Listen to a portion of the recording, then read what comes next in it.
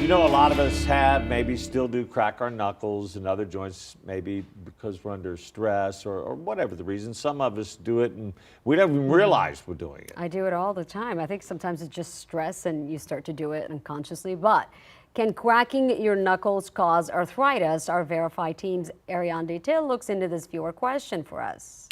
There are many reasons people crack or pop their knuckles, but there's usually just one reason why people are concerned enough to stop doing it. Hey, Verify, can cracking your knuckles lead to arthritis? So Lindsay, let's verify. Our sources include the Arthritis Foundation, Houston Methodist Hospital, Harvard Health, the Cleveland Clinic, and Cedars-Sinai Medical Center. According to Harvard Health, cracking your knuckles increases the space between your finger joints, which causes gas bubbles in the fluid between your joints to pop. So what does that have to do with arthritis? The two forms of arthritis that people are most familiar with are osteoarthritis and rheumatoid arthritis. According to the Arthritis Foundation, osteoarthritis is a joint disease that weakens the bones, connective tissue, and damages the joint lining.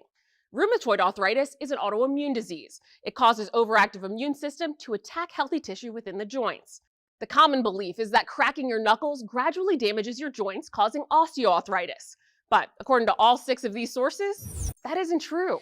Dr. John Fackler, an orthopedics and sports medicine doctor at Houston Methodist Hospital, says the vast majority of arthritis patients have a genetic predisposition to the disease.